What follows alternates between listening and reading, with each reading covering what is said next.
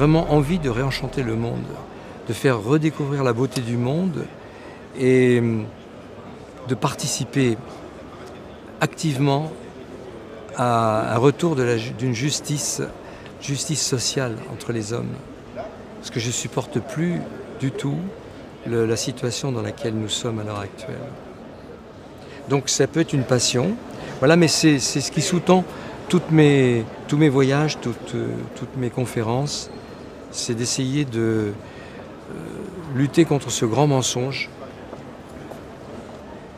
de faire découvrir aux gens la réalité du monde, qui n'est pas du tout celle qu'ils pensent. J'en prendrai un exemple. On nous met sous une chape de plomb avec la famine pour demain. Ce qui est vrai d'ailleurs si nous continuons dans ce sens.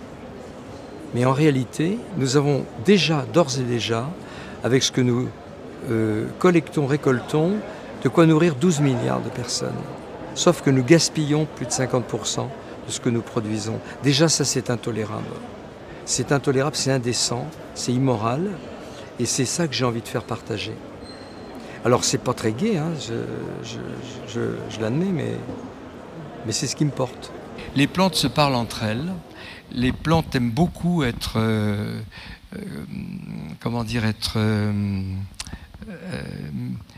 mélangées.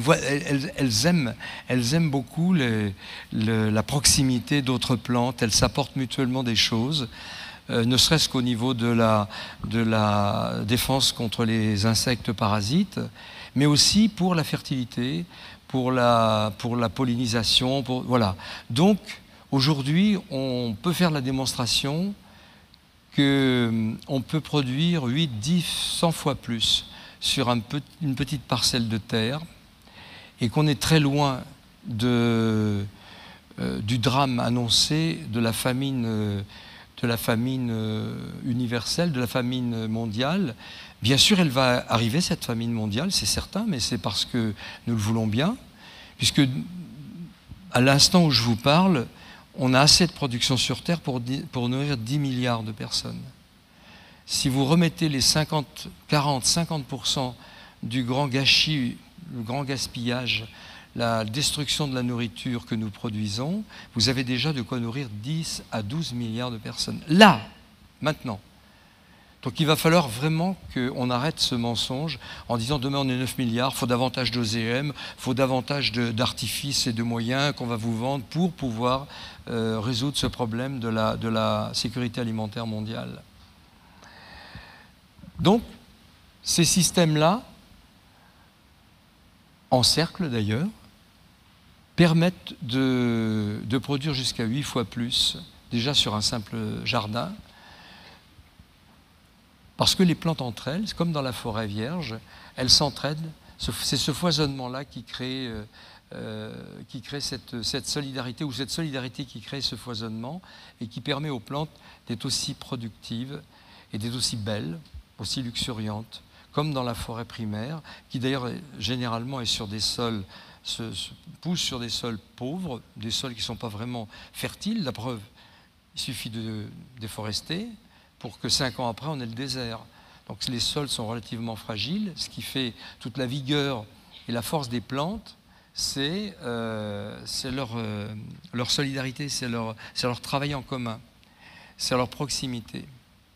Et d'ailleurs, ça m'interpelle beaucoup l'histoire du mycélium. Je vais prendre l'adresse du docteur Donati, parce que là vraiment, le fait que le mycélium soit celui qui puisse capter et transmettre la vibration, oui, il a raison, hein, on est dans la vibration. On est dans tous les domaines, et dans les domaines de la biodynamie, par exemple, qui est un des secteurs où on peut vraiment parler d'agriculture quantique, eh bien, on fonctionne avec ces énergies-là, avec les énergies de vibration. Qu'est-ce qu'on fait d'autre quand on fait des préparations et qu'on brasse de l'eau pour intégrer l'affluence des préparations que nous utilisons? C'est ça, c'est complètement ça. Donc c'est difficile à comprendre aussi pour les agriculteurs qui viennent d'une autre galaxie, les agriculteurs de l'agriculture intensive, de l'agriculture industrielle, et là on est en plein cœur, hein. À part le Champagne, toute la Champagne-Ardenne, c'est triste à pleurer, c'est de grands déserts humains, et je pense que demain d'ailleurs, ces zones qui se croient à l'abri définitivement de la pénurie alimentaire vont être celles qui vont en souffrir le premier, parce qu'ils n'ont pas de quoi se nourrir. À part les betteraves qu'on produit en grande quantité pour faire du sucre ou exporter, et les céréales, on n'a pas réellement tous les éléments nécessaires à la sécurité alimentaire d'une population. Donc ça va être les premiers touchés, comme un pays du tiers-monde. Voilà. Dès qu'on arrête la grande nourrière des camions qui amènent les aliments de l'autre bout du monde, et ça va se produire, évidemment, puisqu'à l'autre bout du monde, ils ont aussi des pénuries, ils ont aussi des problèmes d'alimentation, et puis les mentalités changent, et aussi le pétrole va coûter de plus en plus cher, il va manquer, et tout ce système repose sur cette énergie-là fossile qui est épuisable et qui commence à être en partie épuisée, en tout cas qui va se raréfier et qui va coûter de plus en plus cher, donc c'est intenable. Il va vraiment falloir retrouver la véritable agronomie, la gratuité de cette fonction, la gratuité, oui, retrouver la gratuité. Les plantes produisent gratuitement. Mais depuis 30 ans, l'agronomie moderne s'est efforcée d'expulser au maximum toutes les fonctions naturelles et gratuites des écosystèmes pour y substituer les artifices polluants et coûteux de la pétrochimie, de l'industrie lourde. Vous voyez là le conflit là, entre deux concepts, l'un qui ne peut pas durer et les autres qui nous ramènent des plantes qui vont produire. Alors, il faut que je vous raconte une anecdote à ce sujet, parce que ça, c'est à la fois c'est jubilatoire, parce que alors qu'on parle de pénurie alimentaire, qu'on n'aura pas assez de terre pour se nourrir, etc., je peux vous dire que là, sur les exemples que nous contrôlons, enfin que nous observons, on va sortir sur 1 mètre carré. Je prends un étalon qui n'est pas très bon, c'est l'argent, hein, parce qu'il vaudrait mieux s'interroger aussi sur la nature et sur les méfaits de l'argent, mais je vais quand même m'en servir parce que c'est ce qui parle le plus. On arrive à sortir 50 € du mètre carré. Ça fait 50 000 € sur 1000 mètres carrés. 1000 mètres carrés, c'est un dixième d'hectare. On vous dit que pour qu'une exploitation soit viable, il vous faut 300, 400, 500 hectares, 1000 hectares. Là, ils ont maintenant une équipe de recherche d'AgroParisTech et de l'INRA qui est en train de valider les chiffres. Ils vont sortir 50 € du mètre carré. Ça veut dire que sur 1000 mètres carrés, vous avez un revenu d'existence. Je ne parle pas simplement de se nourrir, hein. Je parle d'un revenu d'existence sur 1000 mètres carrés. Et ces gens qui font ça, en plus, sont des néo-ruraux. Ils ne connaissent même pas l'agriculture. Enfin, ils ne la connaissaient pas avant de venir. Ils sont partis, évidemment, ce sont des gens cultivés, ils recherchent beaucoup sur Internet, ils ont trouvé des tas d'idées, et notamment un Américain, qui se trouve que je connais, puisque c'est depuis 40 ans quelqu'un qui siégeait au bureau de la Fédération mondiale de l'agriculture organique, qui s'appelle Elliott Coleman. Pour ceux qui sont curieux, vous tapez son nom sur Internet et vous allez pouvoir vérifier tout ce que je vous dis.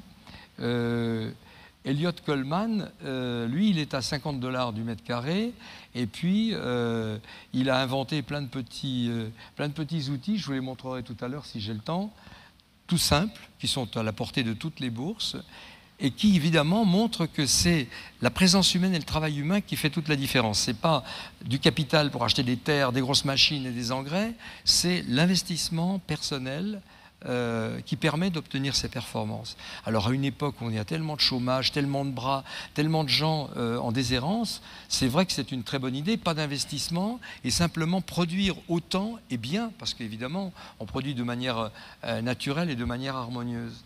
Et le plus drôle de l'histoire, c'est que quand on interroge Elliott Coleman, il dit « mais moi j'ai rien inventé, je me suis simplement inspiré des pratiques des maraîchers parisiens du XVIIIe et du XIXe siècle. » Retour à la case départ. En fait, ce n'est pas retour à la case départ.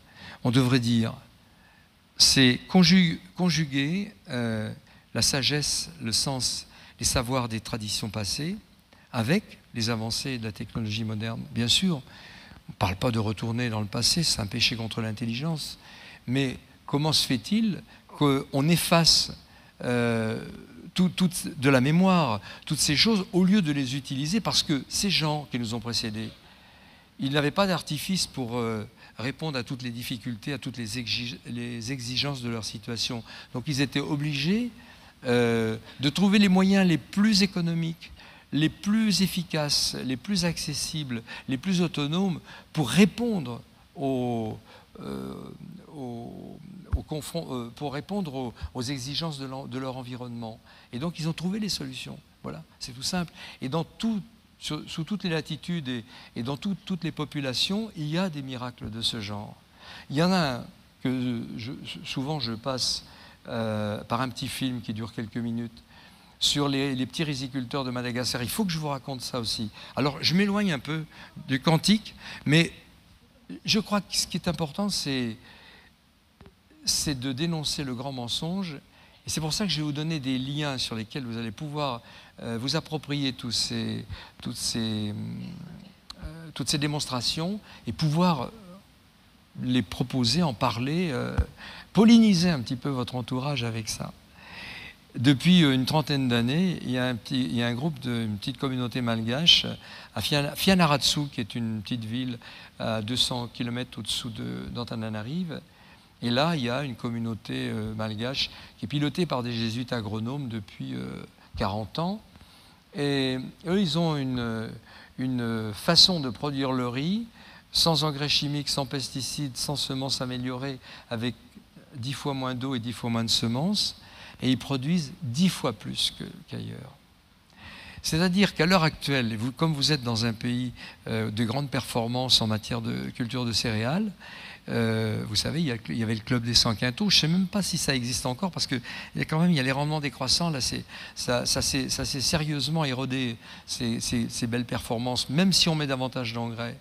Or, ces petits paysans-là, eux, ils ne font pas partie du club des 100 quintaux, mais ils récoltent 240 quintaux de riz à l'hectare en une seule récolte, avec leurs petites mains. Ils ne sont même pas motorisés. Est-ce que vous croyez qu'il y a une institution internationale dont c'est la vocation d'aller diffuser ce genre de choses? Surtout que le riz est la plante la plus consommée par les populations, par la population mondiale, et surtout les populations pauvres. Ben non, ils n'y vont pas. Et le frère Hubert, qui pilote la communauté, me dit, vous savez, ils ne viennent pas nous voir. Et vous savez pourquoi ils ne viennent pas nous voir? Je pense à la FAO, CIRAD et compagnie, ou c'est toutes ces grandes organisations. Eh bien, parce qu'ils n'y croient pas. Ah ben j'ai dit oui, c'est très scientifique comme argument.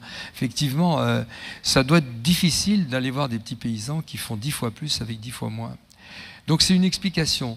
Si vous allez sur Internet, parce que je ne vais pas vous le montrer ce soir, mais vous allez noter système de riziculture intensive, le SRI, mais ça ne veut pas dire la même chose qu'intensif chez nous, où vous tapez le riz de l'espoir, qui est un ou même plusieurs films tournés sur place par Corinne Lalo, qui est une grande reporter de TF1, qui est une grande dame, et qui a pris des risques. D'ailleurs, c'est pas sa chaîne qui l'a envoyée là. Elle a pris une année sabbatique pour aller tourner avec son propre matériel, et là, elle a découvert plein de choses. Ça s'est fait par le bouche à oreille. Ça s'est pas fait par les grandes institutions, mais ça s'est fait par le bouche à oreille. Et à l'heure actuelle, au Cambodge, il y a 100 000 petits paysans qui pratiquent cette méthode. Et maintenant, elle est vraiment reconnue par le gouvernement cambodgien, et les paysans qui la pratiquent sont décorés, ont des médailles, etc. Donc voilà, il y a une quinzaine de pays dans le monde maintenant qui, par le bouche à oreille, ont adopté cette technique. Alors, quelle est-elle? Elle est d'une simplicité que tous les petits paysans archaïques du monde entier connaissent. Elle repose sur 4 grands principes, cette performance. Premier principe, rotation des cultures, jamais 2 années de suite, la même culture sur la même parcelle. Ça, c'est déjà 80% des problèmes de maladies, de parasitisme, de mauvaises herbes, de rendement décroissant que vous effacez uniquement par la rotation.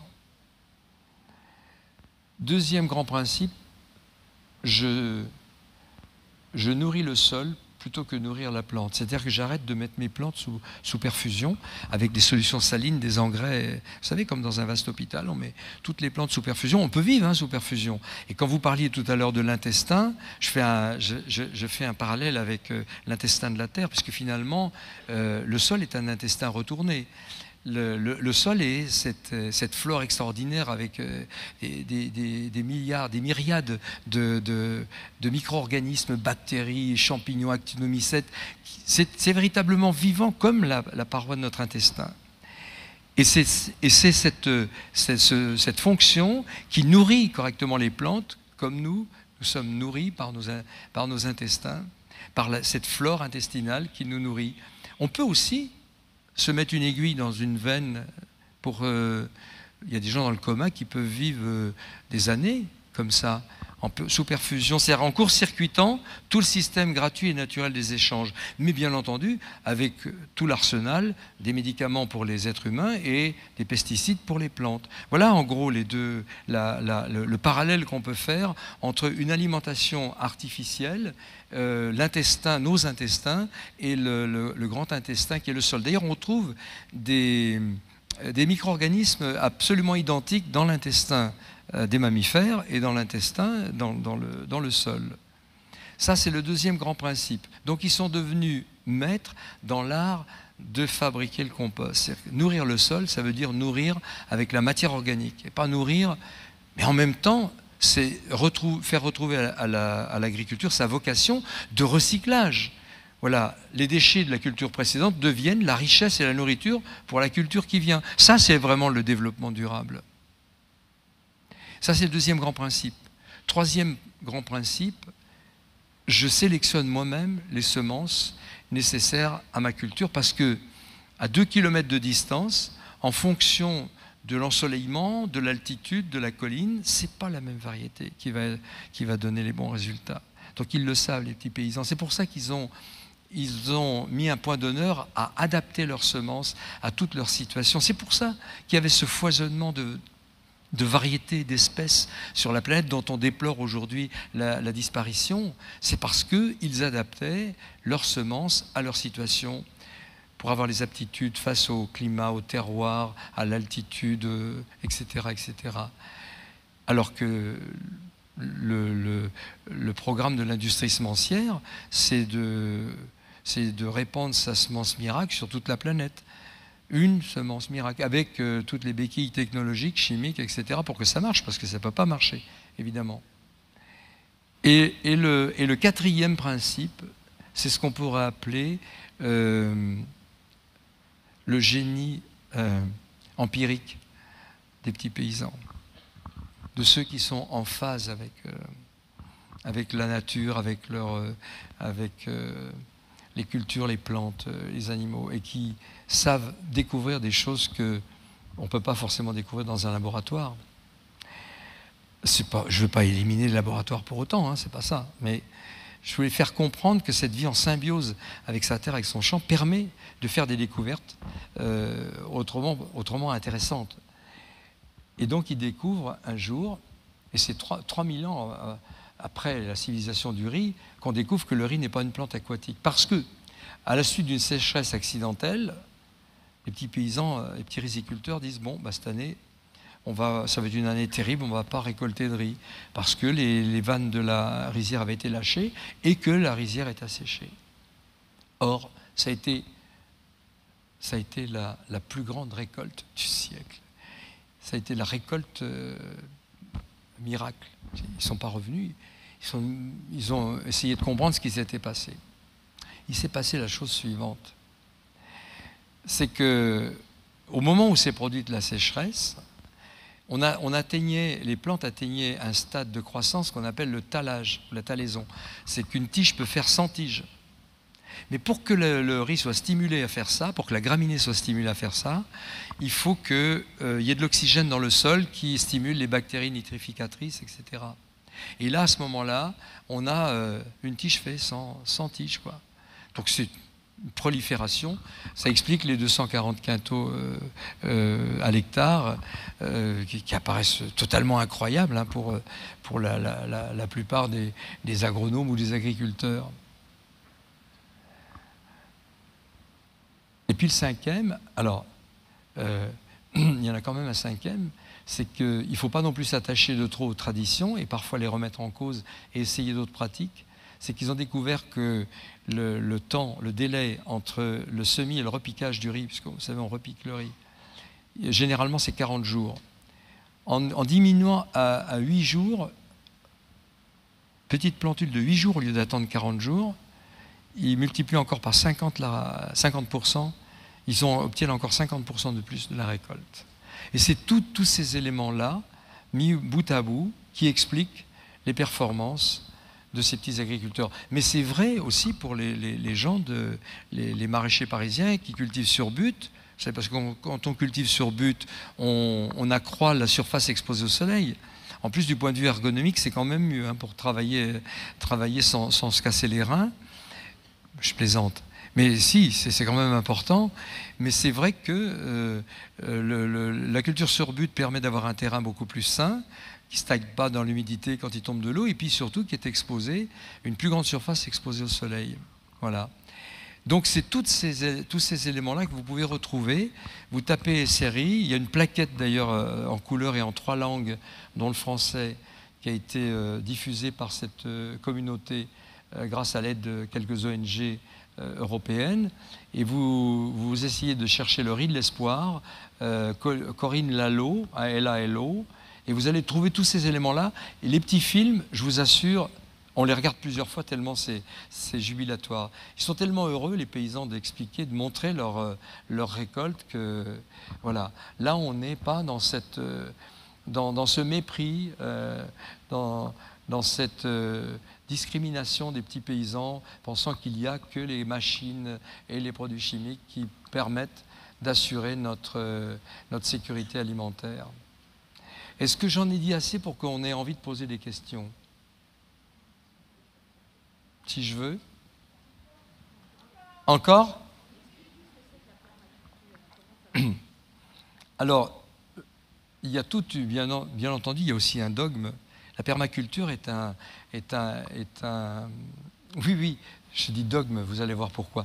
Parce que ça a été codifié ou inventé, oui, codifié, parce qu'en fait, il n'a rien inventé, par un Australien qui s'appelle Mollison, et qui, le premier, a expliqué un nouvel art de vivre en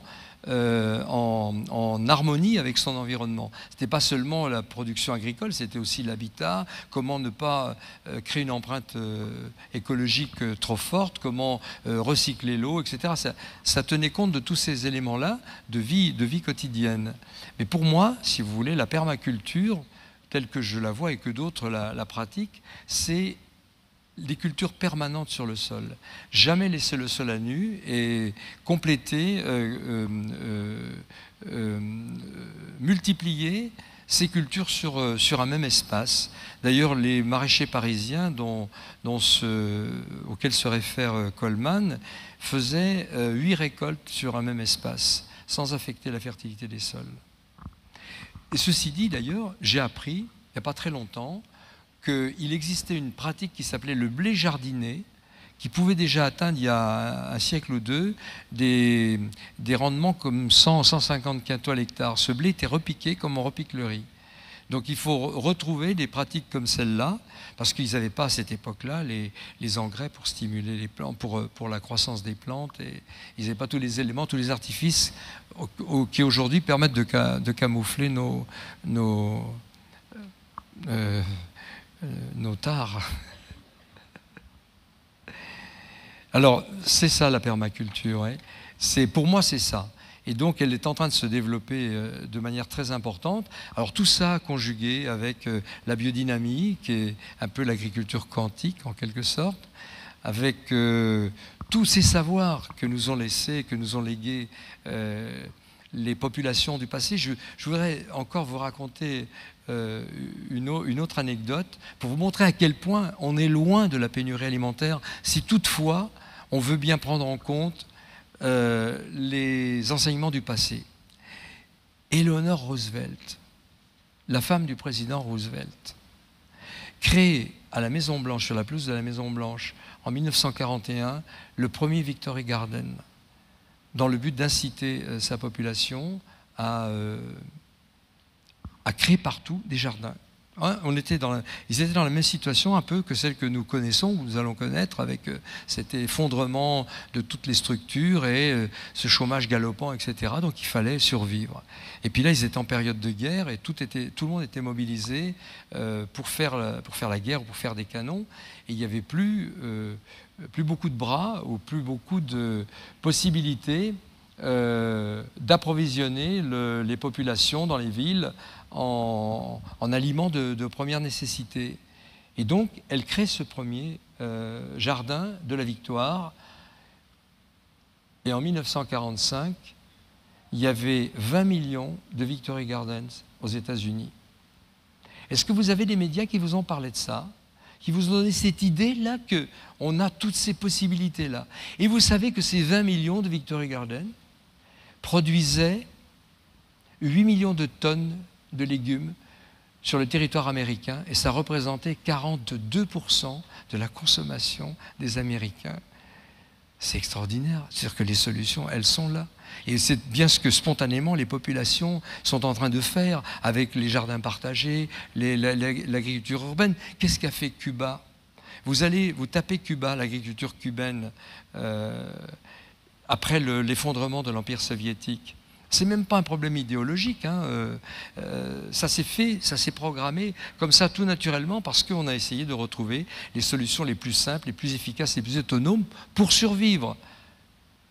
Cuba où la population a failli mourir de faim dans la décennie 90, hein, juste après l'effondrement de l'Empire soviétique qui apportait tous les compléments et même les engrais pour produire. Là, il n'y avait plus de possibilité de produire et les populations ont converti le moindre espace disponible, les terrains vagues à la Havane, les parcs naturels, les balcons, les pelouses, etc., en jardins et vergers improvisés. Et savez-vous, je l'ai découvert par hasard, mais vous pouvez aller aussi sur Internet et vous renseigner, vous verrez, tous les agronomes considèrent Cuba comme un cas d'école, c'est quand même extraordinaire. En 2007, la ville de la Havane était excédentaire en fruits et légumes. La ville de la Havane produisait 300 000 tonnes de fruits et légumes avec les jardins urbains, les jardins de la ville. C'est quand même extraordinaire. Donc, il faut simplement informer les populations que ça existe et puis avoir d'autres pratiques. Évidemment, il va falloir retrouver les semences natives, hein, dont parlait Marion tout à l'heure. Parce que si on emploie les semences hybrides industrielles, ce que j'appelle les clones, là, évidemment, vous n'obtiendrez pas les résultats comme ça, ou ça ne durera pas. Il faut donc qu'il y ait aussi ces banques de semences qui se créent, et que toute la population, dans un grand élan citoyen de solidarité, s'organise pour faire ce que les gouvernements, les institutions ne font plus. Puisque les institutions n'ont que pour objet, pour ce que je vois, et vous me contredirez, mais je vais vous apporter des preuves, que de nous maintenir dans cet état d'asservissement à l'égard du grand marché. Donc à chaque fois que vous trouvez quelque chose d'intéressant, ne vous inquiétez pas, vous allez avoir une loi ou un règlement plus hypocrite que les autres pour vous empêcher de faire cela. Pour illustrer ce que je vous dis là, j'ai retrouvé une ordonnance de Charlemagne. Je veux dire, qu'est-ce qu'il vient faire là, Charlemagne? Une ordonnance que beaucoup de botanistes connaissent, qui s'appelle le Capitulaire de Willis, qui a été édictée par Charlemagne en 796. Qu'est-ce qu'elle dit, cette ordonnance? Elle recommande à toutes les communautés de l'Empire, villageoises, monacales, rurales, paroissiales, de cultiver les 94 plantes essentielles pour assurer leur sécurité alimentaire, médicinale et manufacturielle, tinctorielle, textile, etc. Tout ce qui était absolument indispensable pour répondre aux besoins quotidiens. Si vous regardez aujourd'hui je pense pas, je sais pas si Charlemagne était meilleur que les gouvernants d'aujourd'hui, mais au moins on peut faire une comparaison en disant mais aujourd'hui, au lieu d'aider les populations, qu'est-ce qu'ils font les gouvernements? Ils vous mettent une interdiction du purin d'ortie, parce que c'est vachement dangereux. Hein. Ils vous mettent une interdiction d'utiliser le terme même plante médicinale. Ils vous les éliminent de partout. Et ils vous interdisent d'utiliser les plantes natives, les semences paysannes. Et je dis à mon député, j'ai dit, ben oui, c'est ça. Je lui dis, mais est-ce que vous ne commencez pas à avoir peur un peu? Parce que l'opinion publique, là maintenant, elle va voir très clair dans ce jeu, entre cette collusion entre la sphère affairiste et la sphère politique. Vous allez être mis à mal. Donc c'était ça la question, parce qu'ils me demandaient, mais non, pourquoi? Les preuves, j'ai parlé du purin d'ortie. À quoi sert cette interdiction? Sinon pour nous laisser les otages de Monsanto, à quoi servent l'interdiction des plantes médicinales, sinon pour nous rendre de plus en plus otages de l'industrie pharmaceutique, de Servier et compagnie. Voilà, aujourd'hui au moins on sait ça. Quand est-ce qu'on s'organise entre nous? Parce qu'il n'y a pas d'autre solution, hein. N'attendez pas. Vous savez, on a voté pour un autre gouvernement avec un autre président de la République. Vous avez vu ce qu'il fait? C'est quand même extraordinaire, non? Maintenant, il n'y a plus rien à attendre. Vous avez compris que c'est la déliquescence totale. Ils sont là que pour se maintenir, que pour maintenir des structures qui sont moribondes et qui vont de toute façon s'écrouler. Donc le plus vite possible que nous puissions nous mettre en connexion tous les uns et les autres pour créer partout, et pas simplement sur le registre de l'agriculture et de l'alimentation, mais sur tous les registres de la construction, l'éco-construction, etc. Là, il y a des champs qui sont en train de se mettre en route pour ça. Et j'ai une belle métaphore pour expliquer ce qui se passe. J'ai une belle métaphore, c'est la métaphore de l'arbre qui s'effondre dans la forêt. Comme toutes les civilisations, tout est affaire de cycle. Voilà. On ne peut pas avoir été. Pour qu'il y ait un début, il faut qu'il y ait une fin, et ainsi de suite. Voilà. C'est comme ça. L'histoire est cyclique, le monde est cyclique. Et donc, seulement, voilà, on veut absolument maintenir à tout prix des systèmes qui nous satisfont, mais on n'a pas pris en compte ce phénomène de l'impermanence, parce qu'on est toujours dans l'impermanence. Les choses sont en train de changer. Toujours, et la résistance au changement est terrible. C'est elle qui entraîne toutes les souffrances. Il vaut mieux accompagner ce changement. Or, les médias, et tous ces gens d'ailleurs qui dépendent, qui font partie du système, évidemment, ils voient leur fin proche. C'est pour ça qu'ils ont des cris d'orfraie et qu'ils essaient d'affoler ou qu'ils font peur à tout le monde avec ce monde. Mais c'est un système qui s'écroule. Et je dirais même, entre nous, c'est tant mieux. Voilà. Ils oublient tout simplement de nous montrer ou de nous faire entendre le murmure de la forêt qui pousse. L'arbre s'effondre, le fracas est terrible, mais il y a le murmure de la forêt qui pousse. Et c'est quoi le murmure de la forêt qui pousse? Tiens, on en fait partie là aujourd'hui, c'est des initiatives comme ça. Vous allez sur Internet, vous avez tous les jours des initiatives nouvelles de jeunes, de groupes, de gens qui se mettent ensemble, qui ont compris que leur salut ne tenait qu'à eux-mêmes, qu'à leur volonté, qu'à leur solidarité. Donc c'est ça, moi c'est ça le message que je viens délivrer, en dehors de l'agriculture quantique, dont j'ai pas beaucoup parlé, parce qu'elle m'a laissé mes notes là-bas, et finalement, voilà, je me suis projeté, j'ai nagé, je me suis pas noyé encore, enfin j'espère. Et c'est ça que je suis venu vous dire, c'est qu'il faut absolument qu'on s'organise, parce que ça va être encore plus difficile si on veut continuer dans le même sens, hein. C'est clair, ça va être encore plus douloureux. Donc il faut... Et si vous allez sur... On a une grande chance d'avoir aussi ce média qui s'appelle Internet, hein. On a une grande chance, il faut bien entendu faire attention à ce qu'on récupère, à ce qu'on va y trouver, il faut vérifier. Mais... on sait bien si c'est vrai ou si c'est pas vrai, hein. En général, les gens animés par l'altruisme, tous ces jeunes, tous ces gens qui font des choses nouvelles dans la société, cherchent avant tout à à aider leurs prochains. Voilà. Allez, on va prendre les grandes envolées bibliques. On va dire finalement, voilà, c'est le retour à cette notion, à cette règle d'or qui est ne fais pas à autrui ce que tu n'aimes pas qu'il fait à toi-même et fais-lui au contraire ce que tu aimerais qu'il fait à toi-même. Voilà, la seule règle d'or qui est dans toutes les langues dans le monde. Jean-Marie Pelt me disait, ça je l'ai trouvé dans toutes les langues, partout. C'est vrai que si on l'appliquait, vous vous rendez compte, il n'y aurait plus du tout de problème. Ça serait magique. Hein. Ça va cette fois, il y a assez pour les questions ?